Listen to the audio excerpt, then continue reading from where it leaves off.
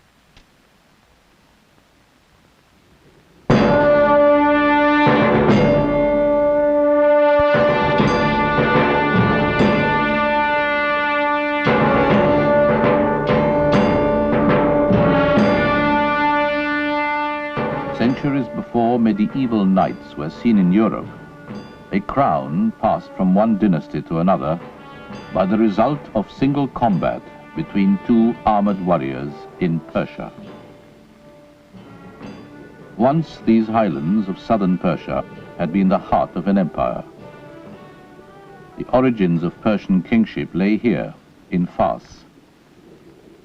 But then Alexander the Great became the master of Asia, and the great palaces of the Persian kings were devastated. This land, once the home of the most powerful kings on earth, lapsed into a backwater, bypassed by events. Even when Persian power was restored by the Parthians, Fars remained a minor province. In the 3rd century AD, the great Parthian dynasty was in decline. And here in the province of Fars, there was a minor sub-king called Ardashir. And yet within 20 years, Ardashir had become a rallying point and it inaugurated the great Sasanian dynasty, which was to last for 450 years. And one of his first gestures of independence towards the Parthians was the great palace castle that you can see behind me. Professor Peter Brown, what was the building of this building meant to say in words of one syllable, as it were, to the Parthians? Well, David, in a language which everyone at the time could understand, it made absolutely plain that this wasn't going to be just the hill fort of a sub-king. It was going to be the great, towering, wide-open palace of a king of kings. The palace was built where it could be a beacon to the tribes as they rallied to the king. Through this gorge ran one of the main routes from the north to the south of the Iranian plateau. And today, the migrating tribes still pass through it.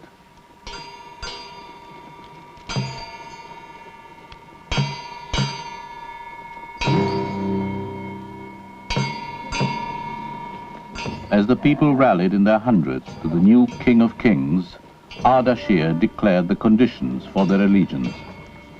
My counsel to you is to take horse and come with crown and throne to the king's court. You must hasten your decision without deliberation and come speedily to do homage, lest it end in your being sought out and disgrace coming to you, and yourself being visited by the wrath of the King of Kings.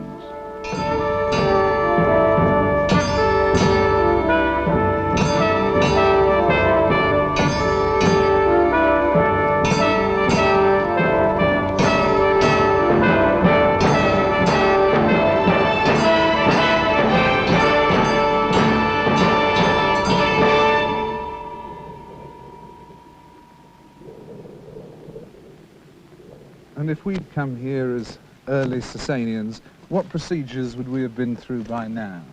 Well, we would have tethered our horses, dismissed our retainers, and passed across the great open terrace that gave us this view of the landscape. Passing the terrace, we would have then entered into a great masonry vault. And in the vault, out of the landscape, we would have seen carpets, a shimmer of gold, and at the end, Ardashir, standing under the vault with the crown of the King of Kings on his head, waiting to receive us. And as he stood there to receive us, what would we do? We'd have fallen flat on our faces and said, "Our hearts burn the majesty of the King."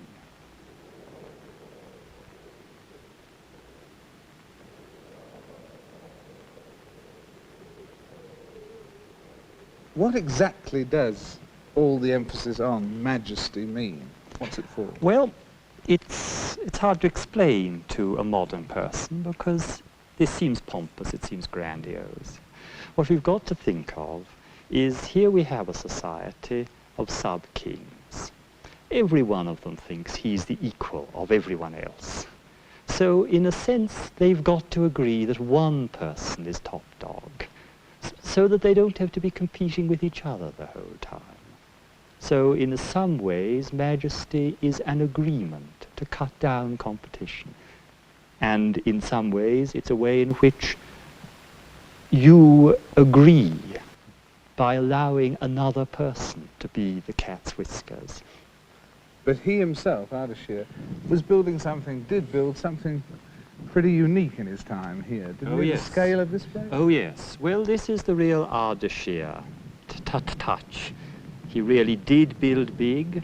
He used the dome. He used the way in which the square hall for the ceremonies gets covered by a circular dome, using the squinch so that the dome comes out of the square. He used building, he used rock carvings, he used coins. Wherever you water your horse in this valley, you find a rock carving showing either Ardashir defeating his enemies or Ardashir receiving the blessing and the protection of the gods, having defeated his enemies. It begins to be very clear why Ardashir built his particular palace here, Peter. Yes, it is, only too clear. It's right on top of the gorge, as high up as it could go, so that everyone entering the gorge and coming from it could see it. And also, of course, in the summer, it's a cool place. But now this vista, Peter, it's as wide-ranging as the man's life itself. Tell me, what was it that enabled Ardashir in his time and in such a sort of epoch-making way to do so many new things with buildings like this, battles, a new and great empire? What were the qualities he had that enabled him to do that? I think the really important thing of the next 400 years of Iranian history, of this dynasty, is the way in which, from Ardashir onwards, very quickly, you hit off a style of life and a style of rule. And how this style of life and this style of rule worked.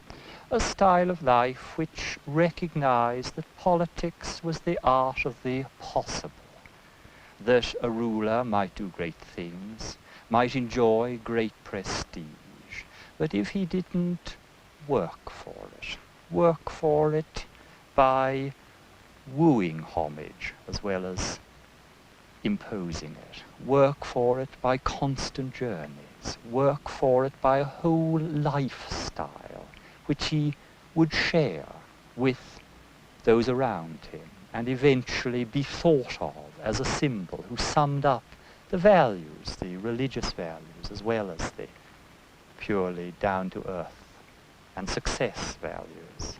Somehow the ability to hit off some solution of government in a hard and difficult land of slow communications and of wide horizons.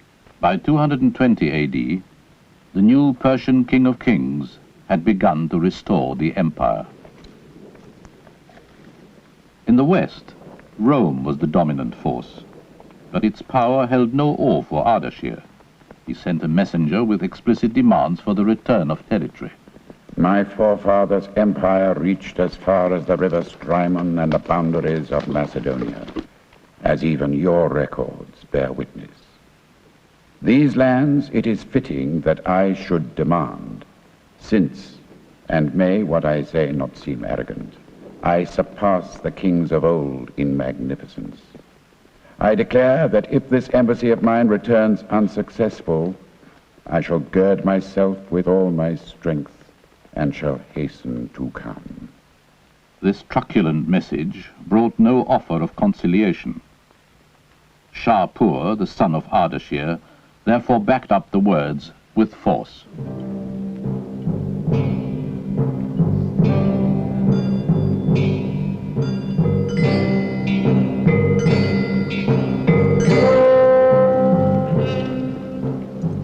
When the King of Kings goes to war, in a sense, society has to go on parade. It is a society on parade, and a society on parade for war. The Persian class system is very largely the system on which the Persian army was based. These were the men who could afford to breed and feed the horses. Horse after horse after horse after horse, and on them the nobles of Persia. The society was divided into 4 estates. The first was that of the clergy, the white-capped priests. The second, the fighting men, cavalry and foot soldiers. The third, the scribes. The fourth, the artisans and the tillers of land.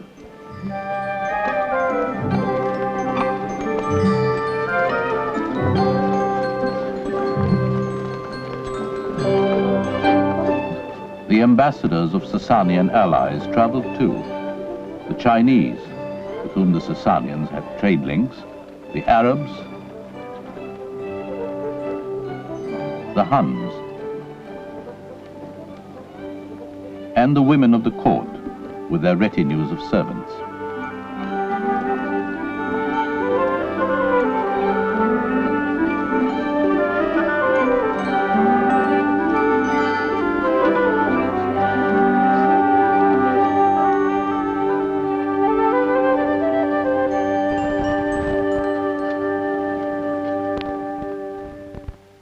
The kingdom, founded in Fars by Ardashir, bloomed rapidly into empire. With Shapur's conquests, it reached India in the east, the Mediterranean in the west, a buffer between Rome and Asia. 260 years after the birth of Christ, Shapur crushed a Roman army and captured the Emperor Valerian. Relying on infantry, the Romans were decimated by the Persian cavalry. Horse and rider, both armored, were like tanks. With the innovation of the stirrup, the lance became lethal. Persia's victories were immortalized in stone. This is the king in action. This is the way in which the divine blessing is shown. Here you have Shapur in his really the greatest triumph, the triumph he wants to really get over. That is a triumph over 3 consecutive Roman emperors. One emperor, Gordian III, lying dead at the horse's hooves. The other emperor stands like a sort of stable boy supporting the king's horse. That is Valerian. The third emperor, Philip the Arab, is a tributary king. He kneels, hands out, offering tribute. So that is Shapur in action.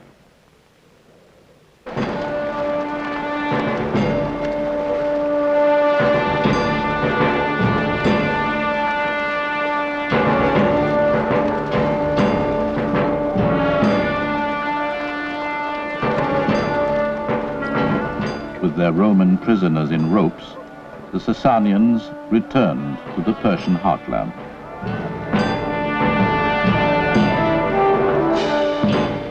The king's victories were his credentials to govern.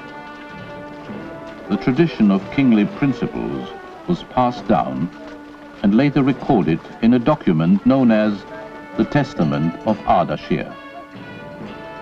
The superiority of the king over his subjects resides solely in his capacity to perform praiseworthy deeds and noble actions. Persian confidence came from the top, from the authority of the King of Kings. Every man in his army knew that the king's power was absolute and seemingly invincible. Rome never overcame it.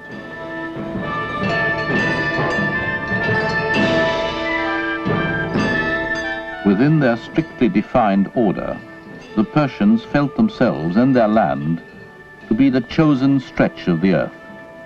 Our country, though small in comparison with other countries, enjoys more advantages and a more abundant life.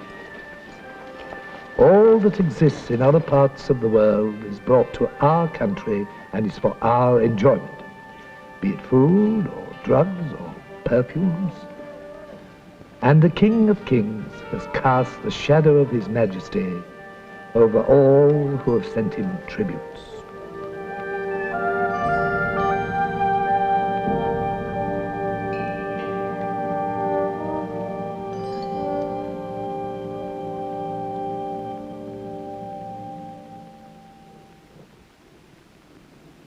Despite the growth of their empire, the early Sasanian kings remained faithful to their roots. Here in Fars, Shapur built a new city on the proceeds of his raids into the Middle East and with the help of his Roman prisoners. It became a great commercial center.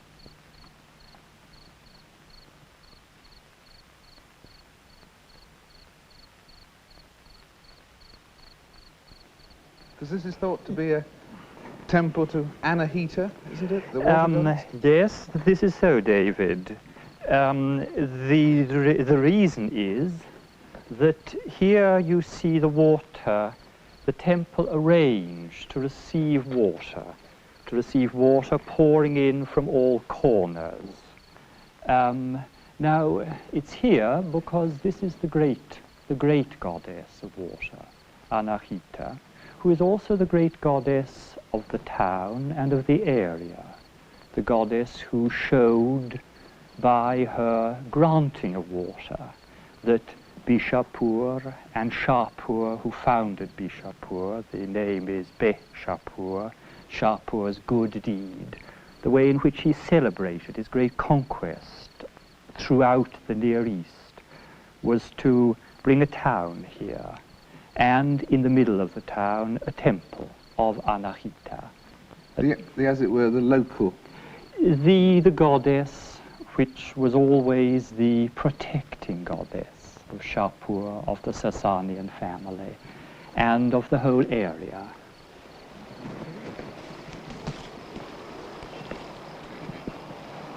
Yes, this is now, this is it. In the midst of a 120-degree day, you can see what they meant about water. Well, this is the water on which the town and the castle depended. This really is the lifeblood of the whole area. And the castle, in fact, was just over here. The castle is up there, almost hidden in the rock, so well built as to sort of fit in as if it was just one geological formation among others. And in addition to the water in the very hot climate here, the strength of that fortification must have been one of the reasons that Shapur picked this place. Yes, indeed. The town is a prestige town. It lies on the plain, exposed. The real place is the royal fortress and the castle up above the town, which nobody could take. The mosaics from the palace floors of Bishapur, now in the Louvre, were made by Roman prisoners of war. They show a way of life, a sense of luxury, already far removed from the austerity of the early days of the dynasty.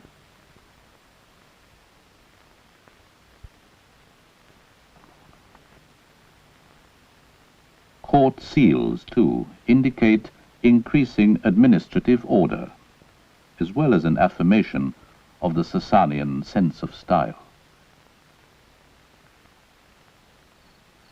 Ardashir had decreed that everybody had their place and should keep to it. Shapur knew his place and ensured it for all time by having his image carved out of the rock in this cave, high in the mountains overlooking Bishapur.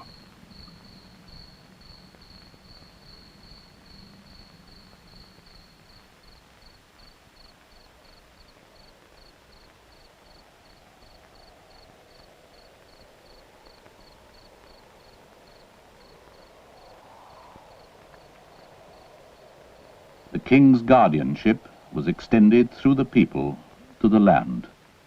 Things can only be in a good state if there is a good king.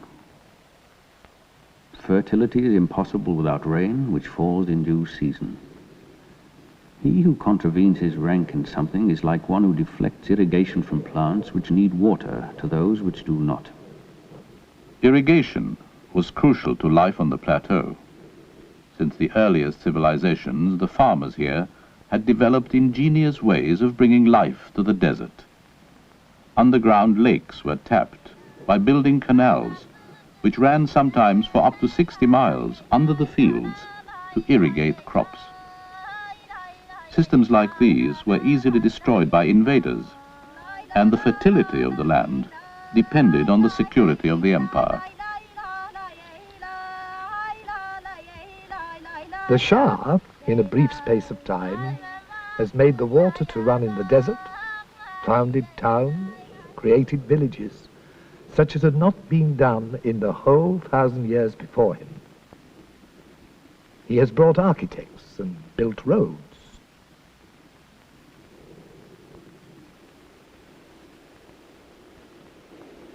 Shapur's Roman captives brought new skills in bridge and dam building, used in these extensive water systems at the city of Shushtar in southwest Iran.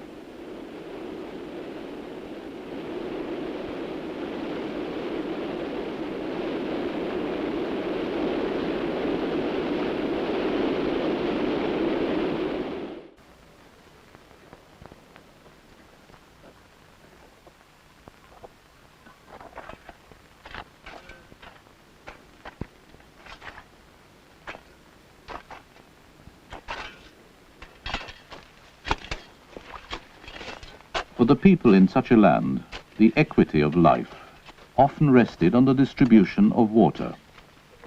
Unless water was shared in equal measure, there would be conflict.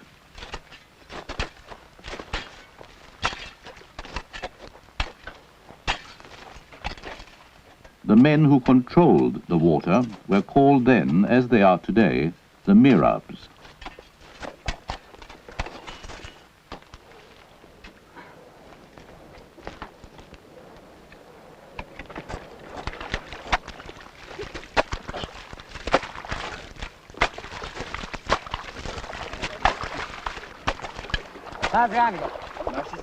بله میخواستم بگم اینجا چطور شما آبیاری میکنین؟ This mirab explains that he shares this land near Bishapur with 13 others.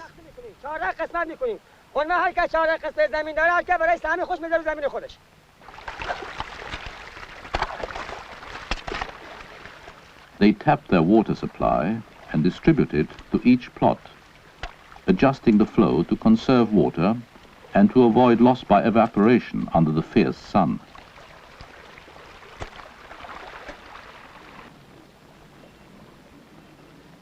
Behind the social order was the spiritual order of the native religion, Zoroastrianism.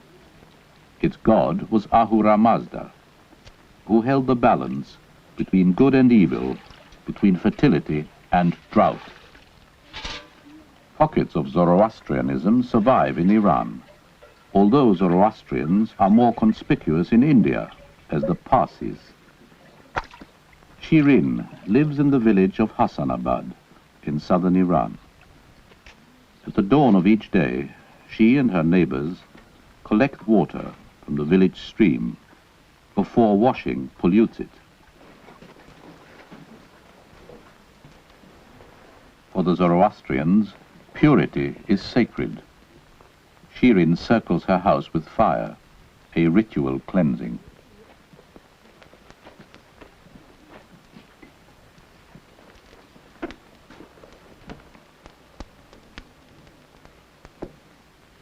And the various elements that Zoroastrians particularly respected, fire and water and earth and so on, would you say they were the main ingredients of the religion? Well, look, David, this is what you've got to think about.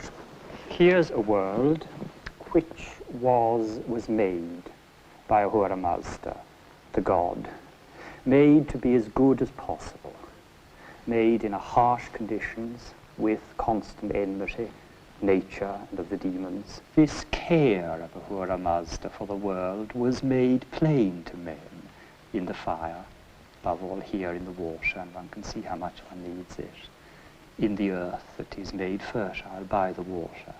And what other responsibilities in terms of living did a follower of Zoroastrianism have? Well, he had to keep things going. It was very much a religion of keeping things going, of keeping the water pure and clean, of keeping the land under cultivation. But then, of course, you can't just have land and water because there are human beings in it. So you've got to keep oneself in well organized, in an upright society. Shirin's is the family house, where she and her relations keep their stores.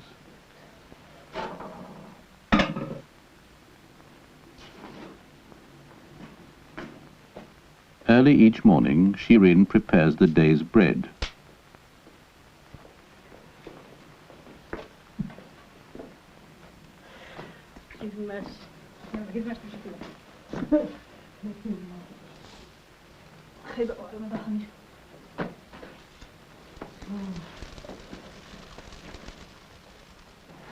What was the position of women in general at this time in Sasanian society? I mean, were they held in higher or lower esteem than the general norm at that time? They were held in high esteem because in Zoroastrianism they were, as it were, helpers of the men in carrying out the good deeds of Ahura Mazda. They looked after the things which the men lived from. And so Sasanian history is the history of very important women, important noble women, important queens.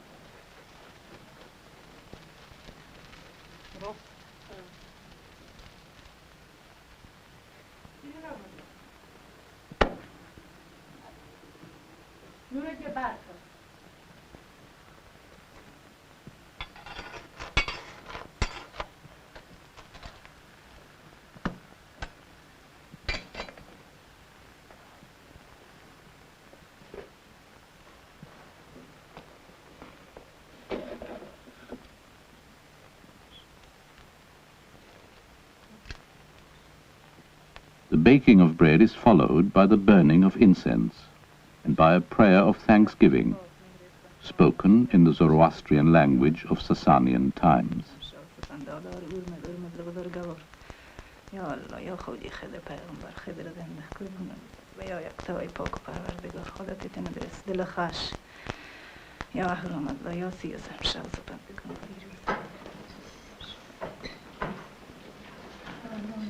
Shirin prays to the 33 angels, each one responsible for a day of the month, each representing a human quality.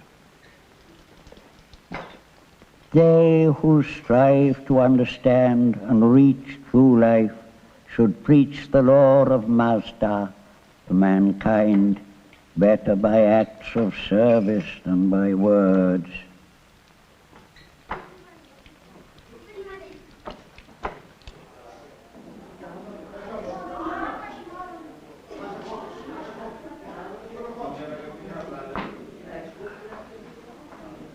Priests officiate at a monthly feast in the fire temple of Yazd, an ancient city. It is uncertain when Zoroaster appeared on the plateau, perhaps 1,000 years before the Sasanians. His theology replaced the old pagan rites and influenced Judaism, Christianity, and Islam. He gave his followers the choice between Ahura Mazda, the wise and thinking Lord, or Ahriman, the devil. It's very much from very early times, the Zoroastrians were known as the upright men, the men who did not lie. The sort of anti-life principle was always called the principle of the lie, while the good principle was always called the principle of the uprightness.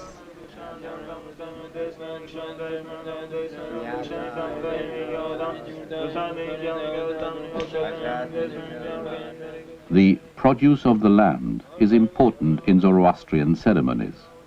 From wheat, representing fertility and planted in time to ripen for this ceremony, to juniper, myrrh, eucalyptus, and the evergreens which always grow from the courtyards of temples.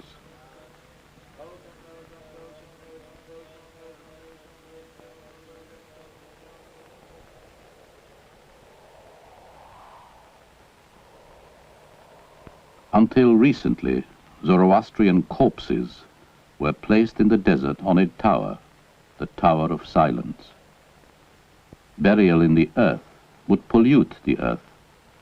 Cremation would pollute fire itself. The bodies were left to the vultures, the bones to be cleansed by the sun.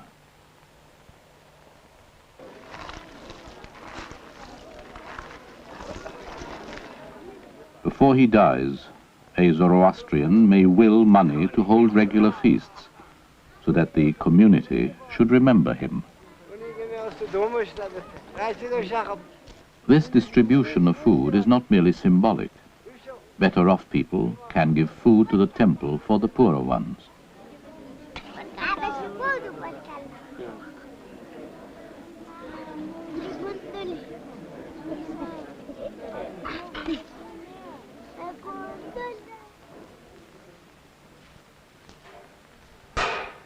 In the inner sanctum of the temple is the sacred fire, kept burning permanently, a flame that often marked the partnership of God and the Sasanian kings.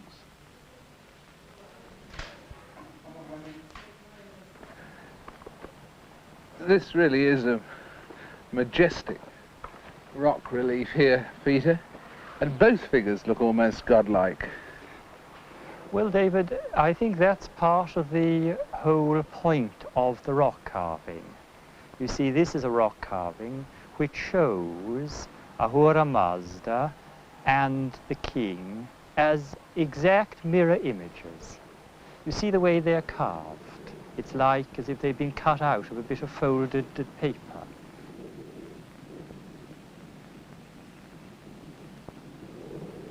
The front leg of each horse, perfectly carved, so well carved you can see the artery running down it, are exactly equal.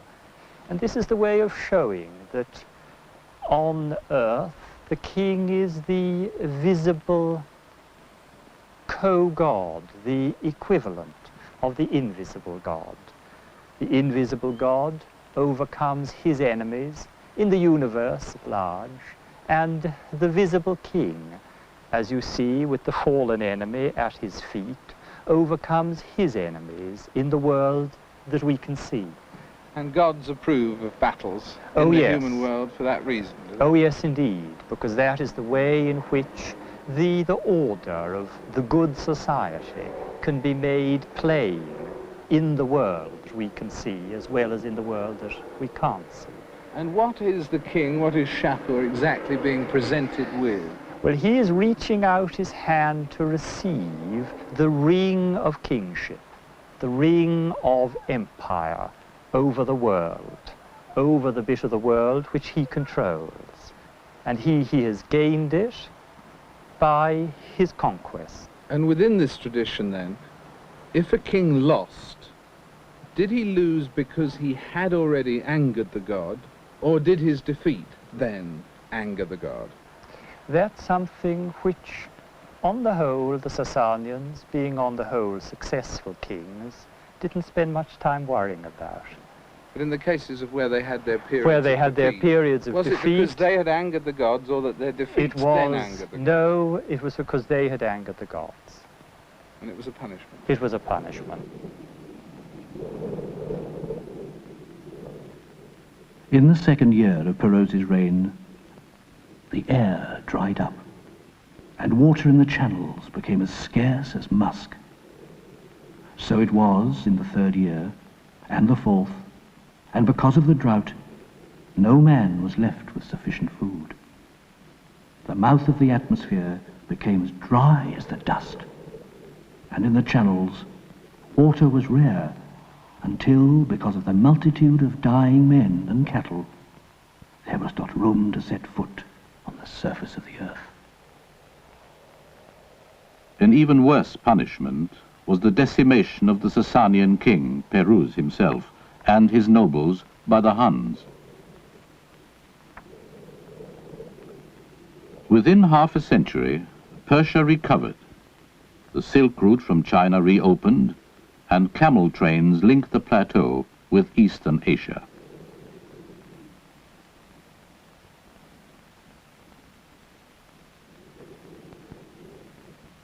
The nation was more than ever at the hub of international trade. Peter, Firuzabad was one of the largest Sasanian cities, but there's something curiously symbolic about the way it's designed, isn't it? Oh yes, David. This town, with its round circular wall, at every point of the compass, a gate leads out. So it is a perfect symbol of the city and the empire as lying at the crossroads of Asia. It sums up perfectly the way the Sasanians thought of themselves. They were very well aware that they lived in the center of Asia.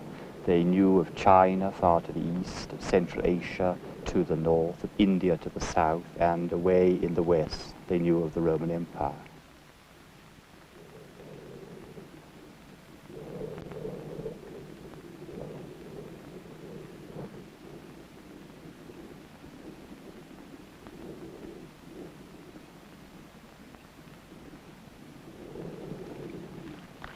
Obviously, if you're living at a crossroads, commerce is very important, but what sort of trade in particular was the most important? Well, they were at the end of the trade routes, and they had to make sure that they controlled the raw materials that didn't go anywhere else. So there were problems almost of industrial espionage. How to make sure that the silkworm didn't come outside Iranian territories. So in the middle of the 6th century, Byzantine merchants took the silkworm all the way from Afghanistan, hidden in their bamboo walking sticks, so as to introduce the growing of silk into the Roman Empire and hence into Western Europe. Then there were the Persian horses themselves. They would be shipped out of the Persian Gulf ports, and they'd go to the kings of southern India. But the Persian merchants were careful never to send any horse doctors. So in this strange climate, the horses would all die off predictably, and you'd get a really rapid turnover. And with all this trading going on in and out of the country and so on, obviously a very great interchange of ideas was taking place, a sort of cosmopolitanism. Oh yes, most certainly, David. This was part of the whole Sasanian way of doing things. Good example, in the 6th century, you have at the court of Khusro Anushirvan a Persian doctor, Borzoi, who traveled all the way to India, translating Hindu books. His commander-in-chief would be a Christian, an Armenian from the mountains of the north, and Khusro's great successor, Khusro II. His favorite wife was the beautiful Shirin, who was also a Christian lady from the provinces of the extreme south. And were people shocked when the king married a Christian? Oh no, David. That would be like sort of electing a member of parliament. You see, Shirin is a noble woman from this important industrial province of Ahvaz, would be the link between the distant court and the province and its vested interests. But as you say, she went on to become the favourite wife. For how long? For the full 30 years. Until the end of his reign? Until the end, when Khusro was declared deposed, when the rebel armies were closing in on the capital. Khusro decided not to flee. He just retired to Shirin's apartment. It's a very romantic story, isn't it? It is. It's one which the Persians still make poems about. On a tide of great wealth, the Sasanian kings had turned their backs on the plateau and moved to lusher Mesopotamia, building this great palace at Ctesiphon. With it came a change in the order of Persian society. In their alliance with the king, the Zoroastrian priests had grown powerful. But now they were demoted by King Khosrow I, who replaced them with bureaucrats, reformed the taxes, and earned the title of Khosrow Anushirvan, Khosrow the Just.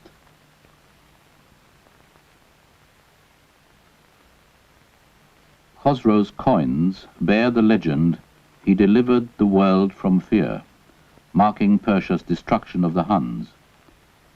Military resurgence continued under Khosrow II, who within 16 years had pushed west into Egypt and to the walls of Byzantium, seeking to restore the ancient Persian Empire. But at its peak, the cosmic power of the king contracted the seeds of its own downfall, delusions of grandeur. The throne was placed at the end of the room with the king seated behind a curtain. Suddenly the curtain opened, and the King of Kings appeared on his throne. His crown was of pure gold, and had pearls the size of sparrows' eggs. It was suspended above his head with scarcely visible chains, since it was too heavy to wear.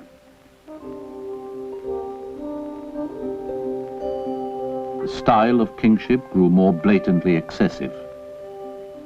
Know that the king should not be greedy, since greed involves interest in things unworthy of a sovereign.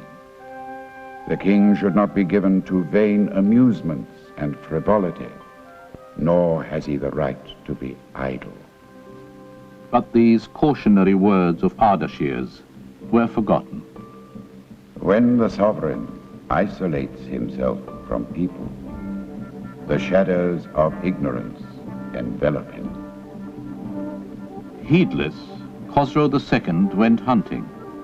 4 centuries later, memory was still vivid enough to pass into the epic Book of Kings by Ferdowsi. One day, the Shah conceived a longing for the chase, and made all ready in the fashion of ancient kings. There were brought along 300 horses with golden trappings.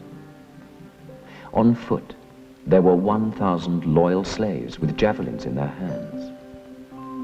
Also, there were 700 hounds collared in gold which seized gazelle at the gallop.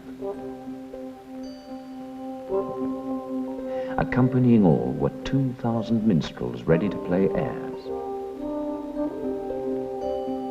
Before all went 500 camels, especially picked for their beauty. The whole road was sprinkled with water, which you might have thought was rose water, mixed with amber, to ensure that if a breeze suddenly sprang up, it might not settle dust on that felicitously born king.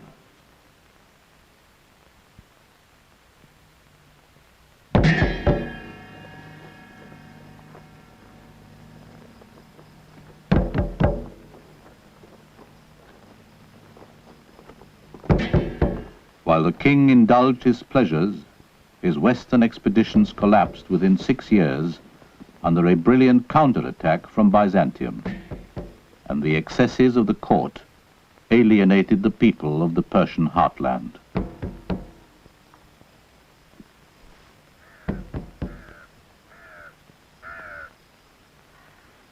Well, Peter, the Sasanian palace behind us fell into gradual disuse, but the end of the Sasanian era itself was anything but gradual, wasn't it? Were there specific reasons for their vulnerability to such a sudden collapse? Well, David, you know, in the ancient world, all empires are as fragile as foam on top of the ocean. Everything that counted in favor of the Sasanians in their days of success, their size, their long horizons, these counted against them. As soon as the capital was lost, as soon as the rallying point of the King of Kings was on the move in flight. But there were also other sort of specific factors of alienation and so on abroad in the society, weren't there? Yes, there was the strain of war and the strain of the classes falling apart. The court isolated with its policies, looking towards the west, towards the final conquest of the Roman Empire, alienated from the great landowners on the plateau. And on the plateau itself, the great landowners no longer able to keep the loyalty of their supporters. What they felt was that they had no protectors left. Nobody came to make sure that the irrigation dikes worked. Nobody gave them the protection of sure arms. And so they would shrug their shoulders.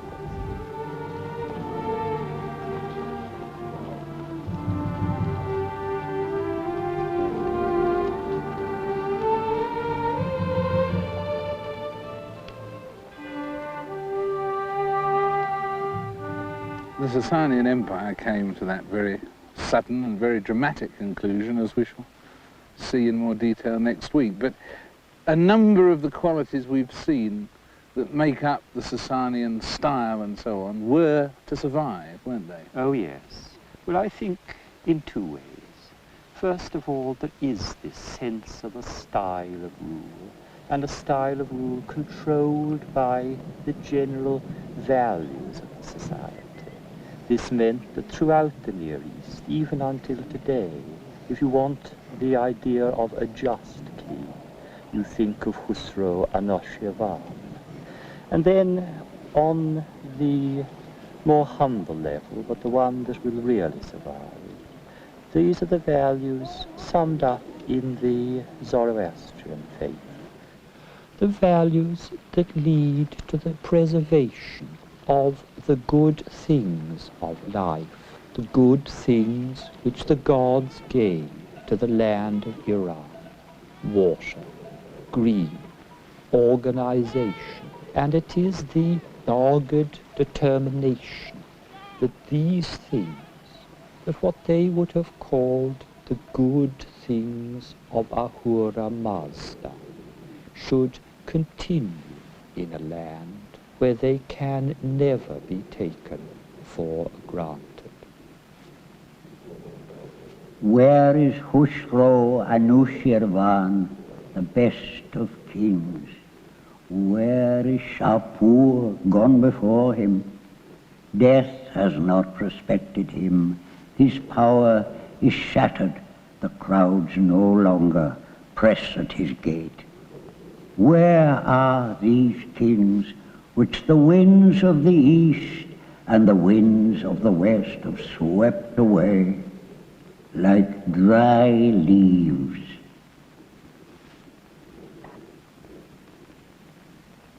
The wave that now swept over the plateau was of a different people, the people of the desert, nomads, tent dwellers, and people consumed by the zeal of a new faith. It was more than an invasion. It was the coming of a new and permanent theology. Sometimes, when the end is near, it takes time to realize it. Some of the Sasanians retreated to this redoubt on the top of a mountain. They seemed to think that if they stayed up here long enough, the Arabs would simply go away.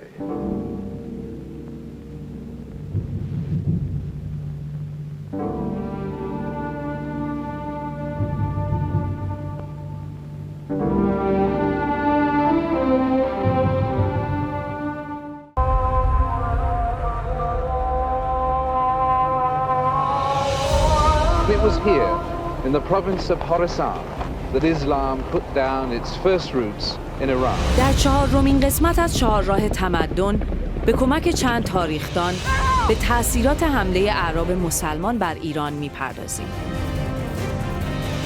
Arab conquest opened up a new age for Persia, which might be called the Golden Age for the following reason. But what is it that makes this a golden age for